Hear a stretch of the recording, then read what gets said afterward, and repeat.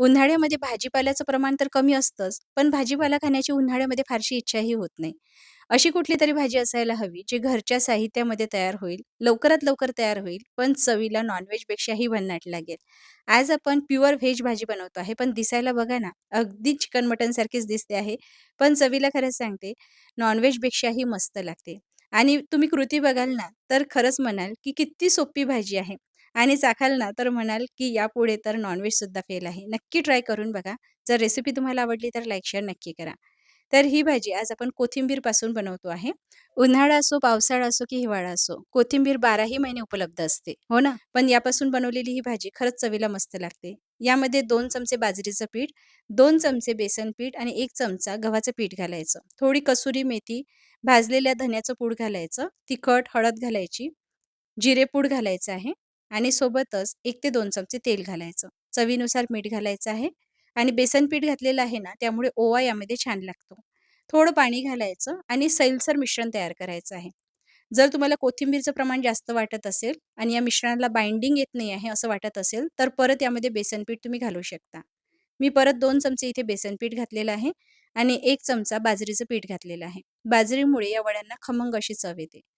छान सर्व मिसळून घ्यायचं. आता एक चाळणी घ्यायची, याला व्यवस्थित तेल लावून घ्यायचं. ही चाळणी आपल्याला एका भांड्यावर ठेवायची आहे, खाली पाणी घालायचं किंवा स्टीमरमध्ये सुद्धा याच्या वड्या तुम्ही वाफवून घेऊ शकता. आणि जशा आपण वड्या घालतो ना, तशा पद्धतीने याच्या वड्या बनवून घ्यायच्या आहे. मध्यम आचेवर 15 ते 20 मिनिटासाठी वाफवून घेऊ. चला तोवर आपण बाकी तयारी करूया. इथे मी अर्धी वाटी शेंगदाणे भाजून घेतलेले आहे. मंद आचेवर भाजायचे म्हणजे छान आतपर्यंत भाजल्या जातात. आणि मिक्सरला अगदी बारीक असे वाटून घ्यायचे. वाटण तयार करण्यासाठी इथे मी लसूण, आलं, हिरव्या मिरच्या आणि कोथिंबीर घेतलेली आहे.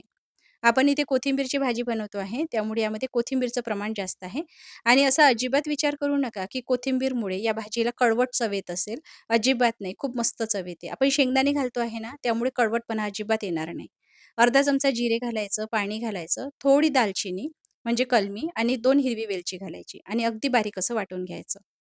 आता फोडणी करण्यासाठी कढईमध्ये मी तेल घालते आहे.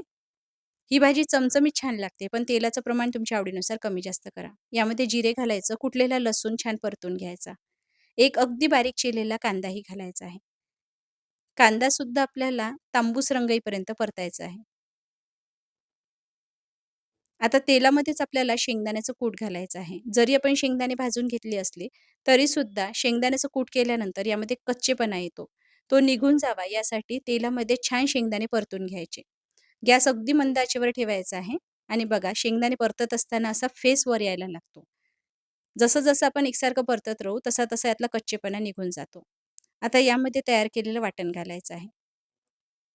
वाटण आपल्याला अगदी मंद आचेवर 2 ते 3 मिनिटासाठी परतायचं आहे. आपण सुरुवातीला कांदा परतलेला होता आणि त्यानंतर शेंगदाण्याचं कूट घातलं. त्यामुळे शेंगदाण्याचं कूट जळत नाही, उलट छान परतल्या जातं आणि नंतर वाटण घातल्यामुळे कांद्यामध्ये आलेला जो वातडपणा असतो ना, तोही निघून जातो आणि कांदा एकजीव होतो.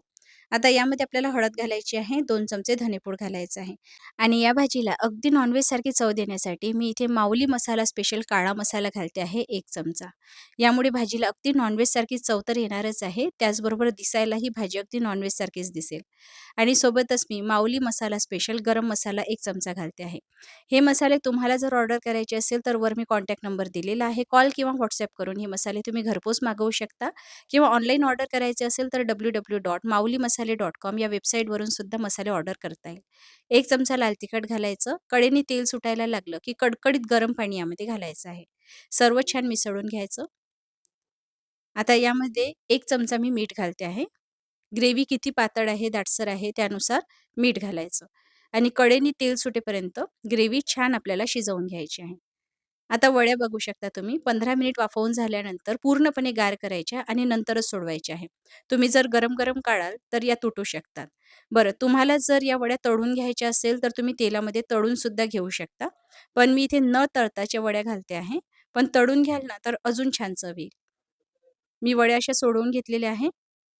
आणि ग्रेव्ही बघू शकता याला छान तवंग वर यायला लागलेला आहे आणि हा तवंग फक्त तेलाचा नाही आहे. आपण शेंगदाण्याचं कूट घातलेला होता ना, शेंगदाण्यामध्ये तेल भरपूर प्रमाणात असतं. ते तेल ग्रेव्हीला सुटतं त्यामुळे इथे तवंग जास्त दिसतो आहे. झाकण ठेवायचं आणि वड्यांसोबत ग्रेव्ही 5-1 मिनिटासाठी शिजवून घ्यायची. यामुळे काय होतं, वडी जी आहे ना, ती ग्रेव्हीचा जो फ्लेवर आहे ती ॲब्झॉर्ब करते आणि मऊसूत सुद्धा होते. दिसायला बघा किती मस्त दिसते आहे. परत मी झाकण ठेवलेलं आहे आणि परत 5-1 मिनिटासाठी ही ग्रेव्ही छान शिजवून घेतली. बघा ग्रेव्हीला तवंग वर यायला लागलेला आहे. भाजी इथे बनवून तयार झालेली आहे. दिसायला बघा, बघितल्यानंतर कुणी ओळखू सुद्धा शकणार नाही, की ही प्युअर व्हेज भाजी आहे, जी आपण कोथिंबीरपासून बनवलेली आहे. ही भाजी तुम्ही फुलक्याबरोबर खाऊ शकता, खूप मस्त लागते. गरमागरम वाफाळत्या भाताबरोबर खायला सुद्धा छान लागते किंवा तुम्ही नॉन खाणारे असाल, तर ज्वारीच्या भाकरीबरोबर तुम्हाला माहिती आहे नॉन किती टेस्टी लागतं, तर तुम्ही ज्वारीच्या भाकरीबरोबर सुद्धा ही भाजी ट्राय करू शकता. खरंच तुम्हाला नॉन-व्हेजची चव विसरायला लावेल, एवढी भन्नाट ही भाजी लागते.